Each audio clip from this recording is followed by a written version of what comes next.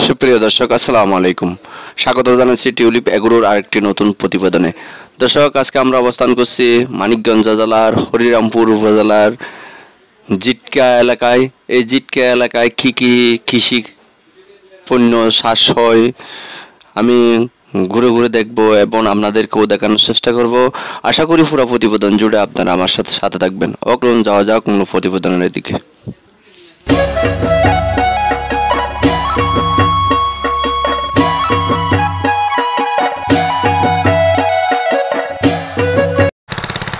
আসসালামু আলাইকুম ভাইয়া, ভালো আছেন? আপনার অবশ্যই ভালো আছি। আপনাদের পেঁয়াজের ক্ষেতটা একটু দেখতে আসলাম এবং কিভাবে কি করছেন একটু জানতে আসলাম। তো ভালো তো আছেন না? এটা কি জাতের পেঁয়াজ ভাইয়া? এটা হলো আপনার এই যে কিং জাতীয় আর কি। কিং জাতীয় না? ও, দেশীয় পেঁয়াজ। হ্যাঁ, মানে এটা ওই যে বাইরে কালো বীজগুলো আনছিলেন? হ্যাঁ, ফরিদপুর থেকে নাকি? ফরিদপুর থেকে এটা বাইরে থেকে আসে। ওইটার নাম হলো হাইব্রিড আর কি। আচ্ছা, যাই হোক। এখন এটা হলো শাখা পেঁয়াজ বলে আর কি ভাই। শাখা পেঁয়াজ না?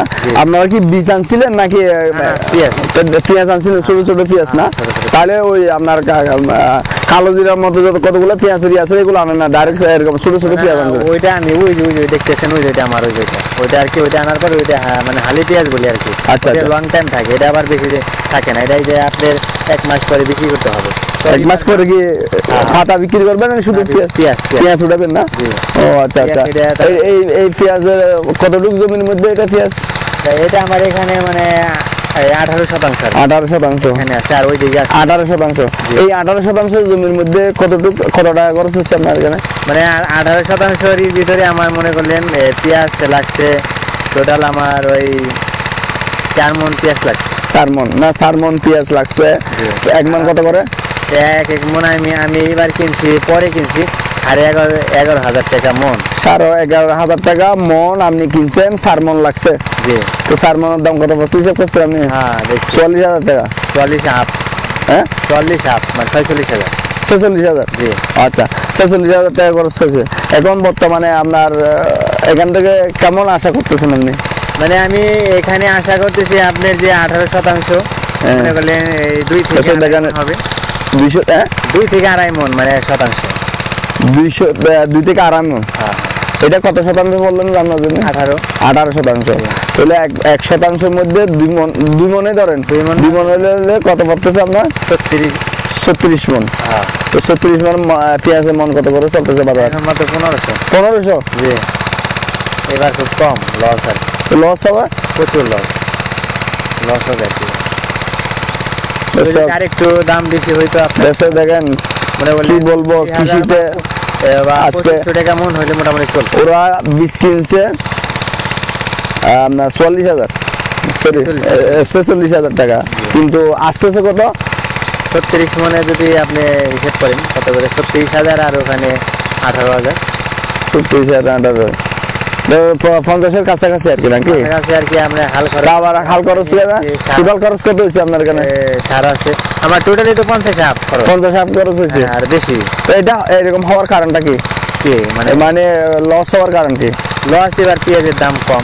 পেঁয়াজের দাম কম, পেঁয়াজের দাম কম কিন্তু বীজের দাম বেশি। আচ্ছা শুনেন, হাইডে একটু কথা বলি, চলেন।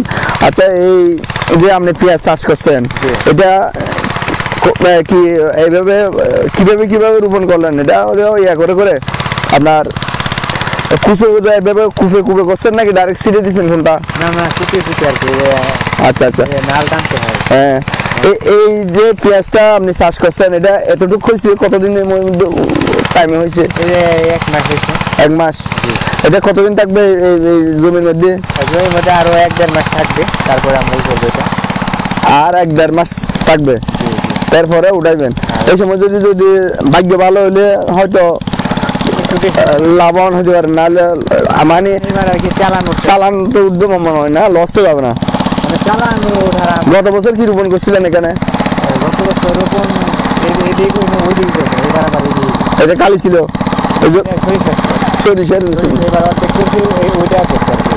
আপনি কি আসার সময় দিক দিয়ে আসবেন?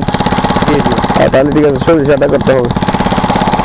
এখানে পানি সেচ কিভাবে কি করছেন? রোপণ করার পরে পানি সেচ কয়বার দিচ্ছেন? এটা তিনবার পানি সেচ দিচ্ছি। তিনবার পানি সেচ দিচ্ছেন, তারপরে যে চুবাইছেন। আচ্ছা, পরিচর্যা কেমন পেঁয়াজের মধ্যে পরিচর্যা কেমন করতে হয়? প্রচুর প্রচুর। এখানে পরিচর্যা বেশি করতে হয়, বেশি না হলে সার কীটনাশক যে দাম, আচ্ছা। 2 বার স্প্রে করতে, আরো 2 থেকে 3 বার স্প্রে করতে হবে। কীটনাশক না দিলে 2-3 বার অলরেডি স্প্রে করে ফেলছেন, আরো 2-3 বার স্প্রে করতে হবে। স্প্রে না করলে তো 18% জায়গার মধ্যে পেঁয়াজ চাষ করে তাহলে শুধু চালানটা আসবে কোনো রকমের বারে। এইবার আগে চালানটা আসবে। দেখেন এটা হলো পেঁয়াজ, এটাকে হালি বলে আর কি, পেঁয়াজের দানা থেকে ওই যে আপনি এই ছোট ছোট দানা এখানে ফেলছেন না আগে? হ্যাঁ আগে এখানে এটা আপনাদের? হ্যাঁ এটা আমাদের।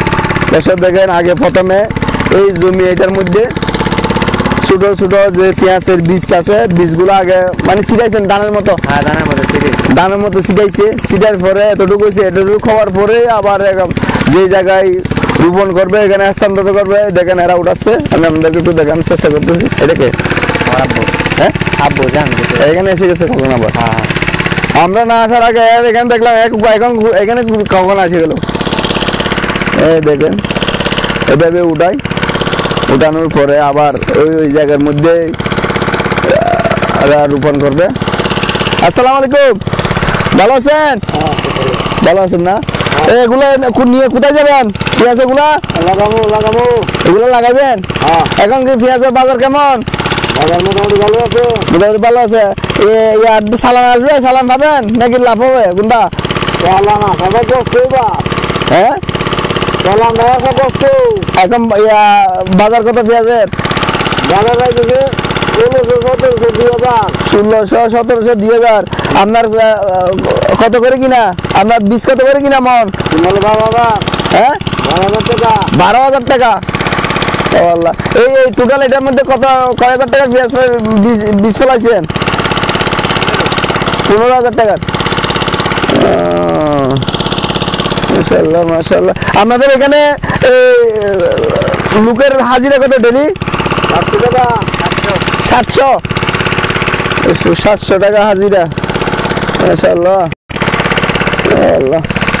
দর্শক এখন আপনাদেরকে দেখাবো আমি, এই দেখেন এখান থেকে হস্তান্তর করতে এখানে রোপণ করছে, এখানে রোপণ করার পরে আর যেখানে রোপণ করতেছে এই জায়গাটাও আপনাদের সামনে দেখানোর চেষ্টা করবো।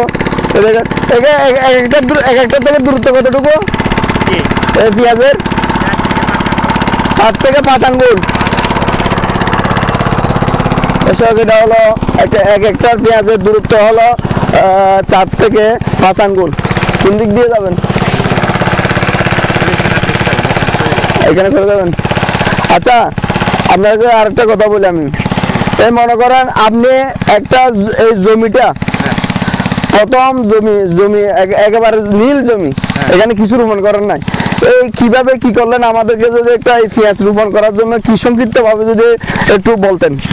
এটা হচ্ছে প্রথমে আমাদের এখানে পানি আসে, পানি আসার পরে মানে আপনি এটা হলো আপনার প্রথমে একটা নীল জমি, কোনো কিছু নাই, তো কিভাবে কি করলেন একটা সংক্ষিপ্ত ভাবে? এটা হলো আপনি মনে করলেন যে আমাদের এখানে বর্ষায় পানি হয়, পানি চলে যাওয়ার পর আমরা এখানে যদি কিছু ঘাস থাকে আমরা ওষুধ দিয়ে স্প্রে করি, সেই ঘাসটা মারার পর জমি কিন্তু আমরা নীল থাকে, আপনি যেটা বললেন। আচ্ছা, মানে খালি থাকে, খালি থাকার পর ট্রাক্টর আছে বা পাওয়ার টিলার দিয়ে আমরা পাওয়ার টিলার দিয়ে ওটা দিয়ে হাল চাষ করি, মানে জমিটা জো বলে আর কি। মানে প্রথমে আগাছা উঠাই ফেলেন, এরপরে ট্রাক্টর দিয়ে হাল চাষ করেন। ওই হাল চাষ করার পরে সময় কি এখানে কোনো সার প্রয়োগ করেন নাকি এমনি উইদাউট? না না, হাল চাষের পরে মনে করলেন হাল চাষের মনে করলেন চাষ 2-1টা বাকির আগেই আমরা সার বা আরো যারা এগুলো মানে এই পেঁয়াজের যাই লাগবে ভিটামিন এগুলো ওখানে দিয়ে দিই, দেওয়ার পরে মনে করলেন কি কি দিচ্ছেন এটা একটু মনে আছে? যে আমি দিচ্ছি আর কি, ওই মনের ভিতরে আছে আমার ওই যে কি পুরাডন আছে, জিপ সার আছে। পুরাডনের কাজ কি? তো পুরাডনের এইটাকে পোকামাকড় এটা করে আর কি। আচ্ছা আচ্ছা আচ্ছা, দেওয়ার পরে মানে সারের লাগে মিশিয়ে দিতে হয়, মানে 3বার ট্রাক্টর দেওয়ার পরে। তারপর থিওবিট দেই, থিওবিট জানে ভিটামিনের কাজ করে। তারপরে সার আছে টিএসপি, আচ্ছা ইউরিয়া, আচ্ছা মানে মনে করলেন তারপর লাল সার, আচ্ছা এগুলো নিয়ে এমপিএম আর কি, এগুলো দিয়ে তারপরে সমান করে তারপরে যে টানি হালকা নিয়ে লাইন টানি আর কি, আরহা আর কি আমাদের এলাকা মানে আরহা বলে আর কি। ওটা দিয়ে আমরা নাহলে দেখছেন এই যে কি নাইল লাইন অনুযায়ী আছে, লাইন বাই লাইন আছে। আচ্ছা আচ্ছা। তারপরে আমরা লাগানোর পর আমি ঢেকে দিই, ঢেকে দেওয়ার পর মনে করলে 2-3 দিন পরে সেচ দিই। লাগার পরে 2-3 দিন পরে সেচ দেন? সেচ দিই। এটা কি পানি একবারে ফ্ল্যাট করে দেন না? ফ্ল্যাট না, আপনি সিটিয়ে পানি দেন? আচ্ছা আচ্ছা। সিটিয়ে 3 বার পানি দিয়ে, আচ্ছা, দেওয়ার পর আবার দিয়ে কোবাই দিই, ছোট কোদাল দিয়ে, কোদাল দিয়ে কোবাই দেন আস্তে আস্তে? হ্যাঁ, কোবাই হালকা করে দেই, তাহলে তো মাটিটা হালকা না হলে পেঁয়াজ নামবে না। আচ্ছা, এইভাবে আর কি আমরা এই পর্যন্ত কতদিন পরে আপনারা হারভেস্ট করতে পারেন? কি কতদিন পর বাজারজাত করতে পারেন? আপনি মনে করলেন রোপণের মনে করলেন 2 থেকে আড়াই মাস বা 3 মাস এরকম। আমরা বাজারজাত করেন কোথায় এগুলো? আমার জিটকা বাজার আছে সাইডে। জিটকা বাজারে? এখানে আর অন্য কোথাও নিয়ে যেতে হয় না? আমরা জিটকা বাজারে। এই পেঁয়াজের পাতাগুলোকে আলাদা করে বিক্রি করা যায় নাকি পেঁয়াজ এগুলো ফেলে? না, ফেলে দিতে হয়, মানে কাটতে হয়। হ্যাঁ, ফেলে দিই। মানে কোনো কাজে ব্যবহার করে? এটা কোনো কাজে, এটা জাস্ট পেঁয়াজের যে হাই বলে আর কি। আচ্ছা, ওই হাইটা ফুলটা আমরা আর কি বাজারজাতকরণ করতে পারি, বিক্রি করতে পারি। কিছুদিন পরে এটা ফুল উঠবে, মানে 1 সপ্তাহের ভিতরে এটা ফুল উঠে যাবে। ওই ফুলটা বিক্রি করি বা আমরা খাই। উনি আবার একটা দেখতেছি যে আলু চাষও করছে খাবারের জন্য, এটা কিন্তু ব্যবসার জন্য না। উনি জাস্ট বাড়ির যেই যতটুকু আলুর দরকার হয়, এই আলু যাতে বাহির থেকে কিনতে না হয়, এই জন্যই চাষ করেছে। ভাই, এখানে কয় কেজি আলুর বীজ লাগছে? এখানে আমি 15 কেজি আলুর বীজ। 15 কেজি? আচ্ছা আচ্ছা। এটা সিস্টেম কিভাবে লাগাইছেন? এটা ওই যে আলু, আপনার একটা আলু থেকে মনে করেন কাটি, মানে 4টা। একটা আলুরে কাটছেন? এটা 4টা অংশ করছি। একটা আলুরে কেটে 4টা করছেন? 4টা করে। এটা কি বাজার থেকে কিনছেন নাকি বীজের আলু? মানে আমি বাজার থেকে আনছি বীজের জন্য আর কি। ওখানে আচ্ছা আচ্ছা, ছোট ছোট যে গ্যাস আছে, হ্যাঁ হ্যাঁ, ওই গ্যাস অনুযায়ী ভাগ করি। 4টা ভাগ করার পরে মনে করলেন ওই প্রতিটা আলুরে কেটে তারপরে লাইন করি। আচ্ছা, লাইন ধরে একটু ফাঁকা লাইনের পরে আলু দেওয়ার, মানে এখানে এভাবে আপনি লাইন করছেন? হ্যাঁ, লাইন করছি। লাইন করে আমার এই যে মাইকে দিতে হয়, যে আলুটা ঢেকে দিচ্ছে, ঢেকে দিয়ে তারপর মধ্যে দিলে। আচ্ছা আচ্ছা,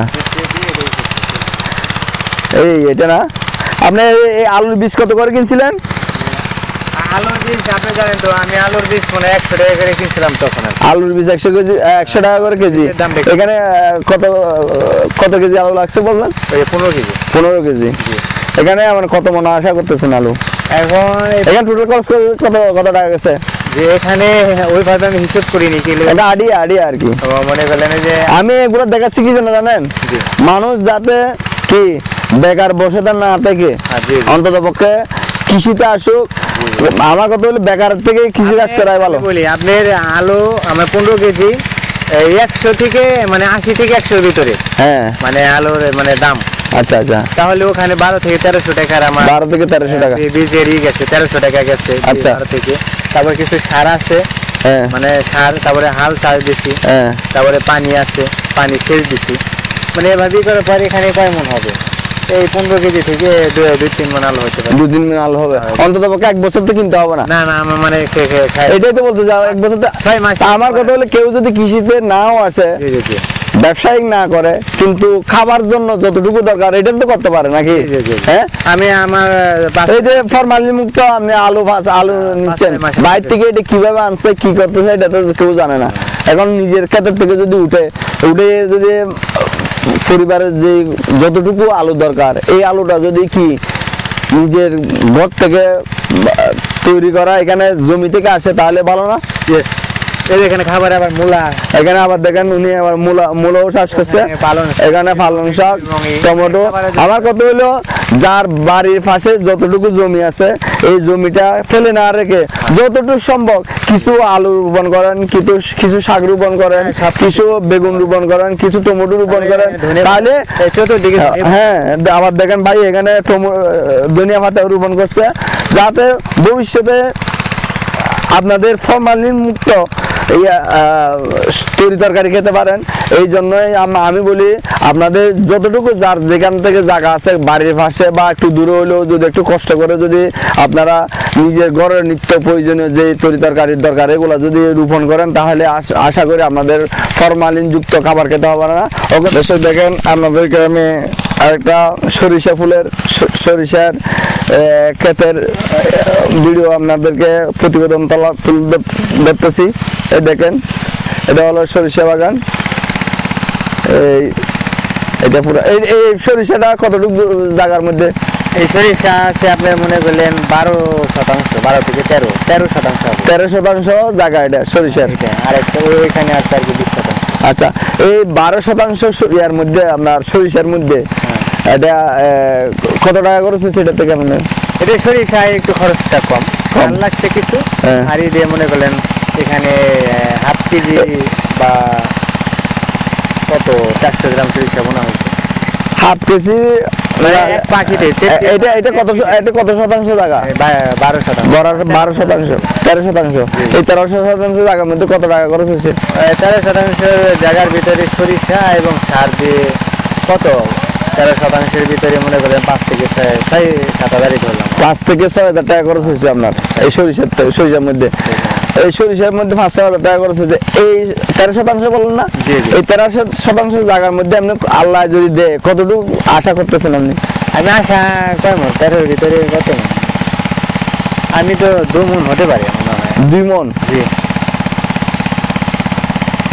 তো মন কত করে? মন তো কম। মন তো 4000 ছিল আর কি, চালানোর আর কি 4000 মন। এখন কম আর কি 3000 টাকা মন। 3000 টাকা?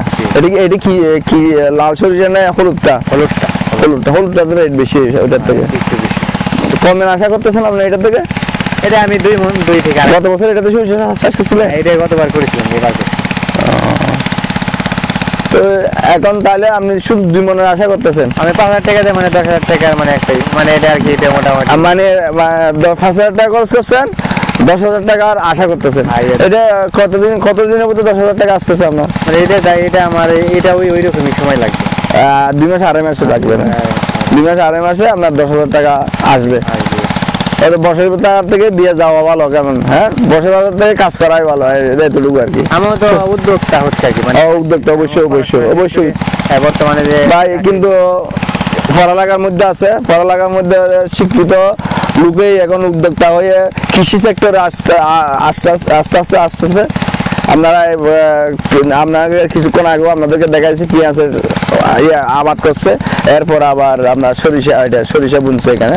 সরিষার মধ্যে মোটামুটি ওর যে একটা হিসাব দেখলাম, মানে 10-12 হাজার টাকা আপনার বিক্রি উঠবে।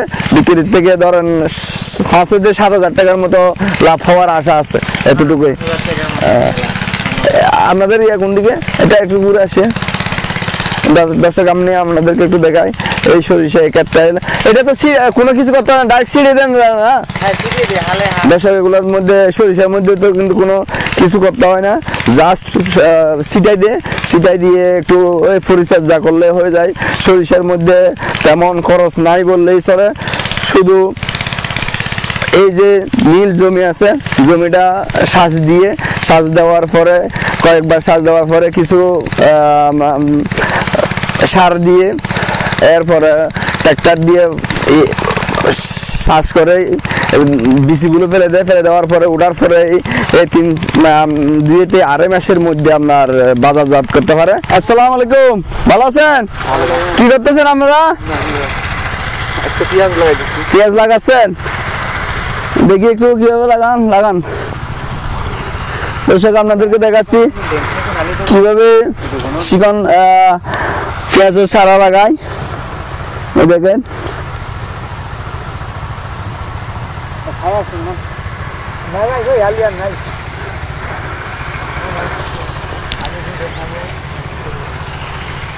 একটার থেকে একটার দূরত্ব কতটুকু? 1.5 ইঞ্চি? 4 ইঞ্চি? আপনাদের দেশের বাড়ি কোথায়? সবগুলো এখানে? মাশাআল্লাহ, মানিকগঞ্জের মানুষ খুব ভালো, খুব আন্তরিক। দর্শক দেখেন এই লাইন কিভাবে করে এই পেঁয়াজের। এরা এই ভাই এখানে তো একটু যাচ্ছি, কোনো সমস্যা হবে না? এই দেখেন দর্শক,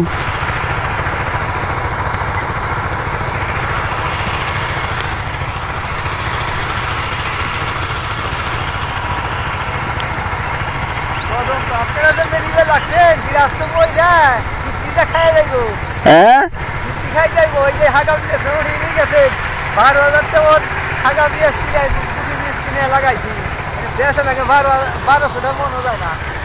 বারো হাজার টাকার পেঁয়াজের মন কিনে লাগাইছেন এক মন।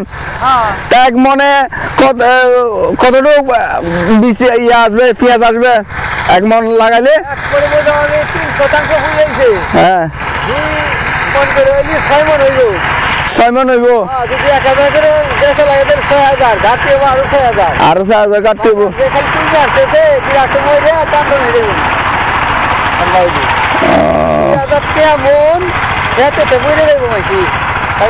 সেইভাবে 8,000 মানে আপনি দিয়ে গিরাস্ত টানটা হয়ে যাবে ভাই। বর্তমানে যে দেশে যেরকম চীজ আছে না 800 টাকা রোজ কামলা, এটা কামলা দাম 800 টাকা কামলা। হ্যাঁ 4,000 100 টাকা শতাংশ। তাহলে 1 ডিসিমেল খরচ করছে 4,000 করে। 1 ডিসিমেল খরচ হচ্ছে 4,000 টাকা। 1% বুই আবার তো উঠবে কতটুকু? 4,000 টাকা খরচ হয়েছে। সর্বোচ্চ ভালো হইলি 2 মন। 2 মন? হ্যাঁ 2 মন। 1 ডিসিমেল থেকে হ্যাঁ 2 মন। তো 2 মনের দাম কত বললো? 2,000 কিন্তু বিক্রি করতে 4,000। আর যদি 4,000 তো লাভ তো গেছে 6,000 আর 2,000 টাকায় দিদি নিচের দিকে লাভ। হ্যাঁ নিচের দিকে তো আপনার লাল হয়ে যাবে সব। দর্শক আজকে এই যে কৃষকরা এখানে খুব হতাশ অবস্থায়, এরা দেখতেছে যে খরচ হচ্ছে 6,000 টাকা, 6,000 না কিন্তু উঠতেছে 4,000 টাকা। এই ঘটনা হচ্ছে কি ভাই, বর্তমানে যে আমাদের দেশে যে বর্তমানে বীজের যে পরিমাণে জন্ম নিব না, এখন বিদেশ থেকে আমদানি করা সরকারের উচিত হলো বন্ধ করা। আচ্ছা মানে দেশীয় বীজ দিয়ে এখন এলো পেঁয়াজ এখন কত বর্তমান কেজি কত? 1200 টাকা। 1200 টাকা মন বিক্রি খুচরা বাজারে কত? খুচরা নাই 1640 টাকা কেজি। 40 টাকা কেজি?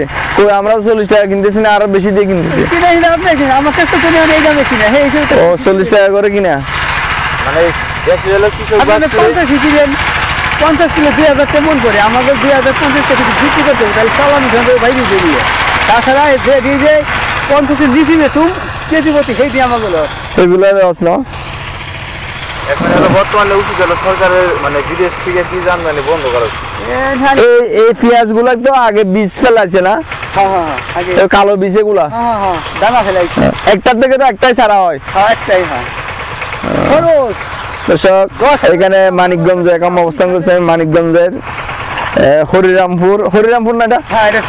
যে হরিরামপুর জিটকার মধ্যে এই দেখেন আসছিলাম মনে অনেক আশা নিয়ে, কৃষকদের উৎসাহর কথা শুনবো, কিন্তু এসে দেখি যে এখানে এরা বলতেছে এদের লস লস লস লস। এখানে একটা জায়গার মধ্যে খরচ হচ্ছে 6,000 টাকা, উঠতেছে হিসাবে এদের 4,000 টাকা। ভালো হলে 4,000 টাকা উঠবে। এখন আমরা তো চাই মানুষকে বলি যে কৃষির মধ্যে আসেন, কৃষির মধ্যে আসেন, কিন্তু এইগুলা দেখলে তো আর মনে হয় তো কেউ কৃষিতে আসতে আগ্রহ হবে না। তবে এরা যতটুকু বলতেছে যদি বিদেশ থেকে যদি আপনার পেঁয়াজ আমদানি না হয় তাহলে ইনশাল্লাহ এরা একটা ভালো ফল পাবে বলে আশা করছিল, কিন্তু এখন বিদেশের থেকে পেঁয়াজ আসার কারণে কিন্তু এই কৃষির মধ্যে লস হচ্ছে বলতেছে এরা।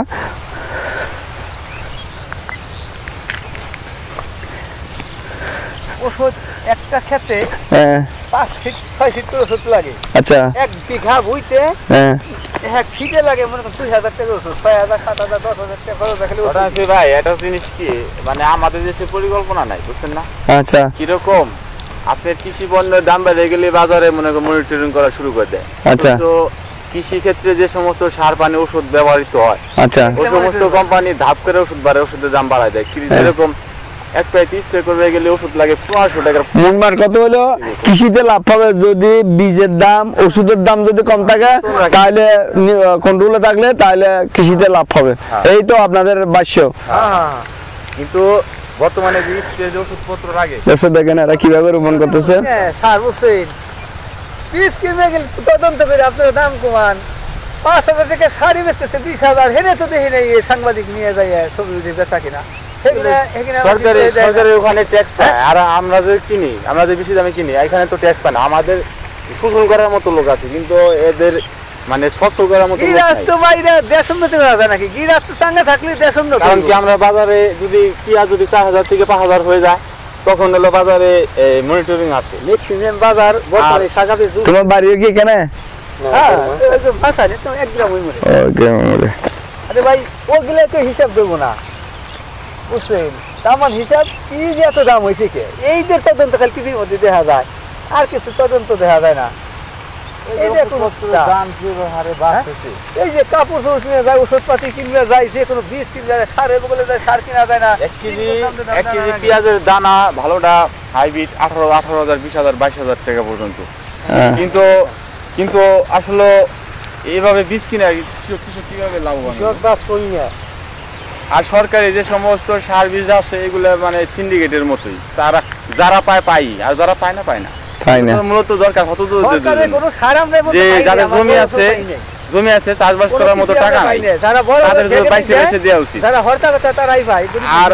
আর এই কৃষি পণ্যগুলো সরকারি যেগুলো আছে পাইকাররা, যারা নাকি এলাকার বড় বড় টাকা পয়সাওয়ালা, তাদের কাছে এসে তারা পাওয়া ধরে যে আপনারা এই বীজ নিয়ে লাগান, এই বীজ করেন, মানে তাদের সহযোগিতা পায়। এত কৃষক কোনোদিনও পায় না। এলো চালা হয়েছে, বুঝছেন? আমরা সার পানি কোনো কিছু পাইতেছি না, গরিব মানুষেরা আসলে প্রাপ্য তারা পায় না, পায় তেমন ধনী। দর্শক, আজকে আমরা চেষ্টা করেছি হরিরামপুর উপজেলার জিটকা এলাকার চাষিদের সুখ দুঃখের কথা আপনাদের সামনে তুলে ধরার, এবং এই কৃষিতে বর্তমান পরিস্থিতি কি সব কিছু আপনাদের সামনে তুলে ধরার চেষ্টা করেছি। যদি কোনো ভুল ত্রুটি হয়ে থাকে আপনারা ক্ষমা সুন্দর দৃষ্টিতে দেখবেন, আর যদি একটু হলেও ভালো লেগে থাকে লাইক শেয়ার কমেন্ট সাবস্ক্রাইব করে পাশে থাকবেন। দর্শক, এই প্রতিবেদনটি বেশি বেশি শেয়ার করার চেষ্টা করবেন, যাতে এই কৃষি মন্ত্রণালয়ের কর্তৃপক্ষের দৃষ্টি আকর্ষণ হয়। দর্শক, আজকের মতো বিদায় নিব, দেখা হবে আগামী কোনো নতুন প্রতিবেদনে। ততক্ষণ আপনারা ভালো থাকবেন, সুস্থ থাকবেন। আসসালামু আলাইকুম।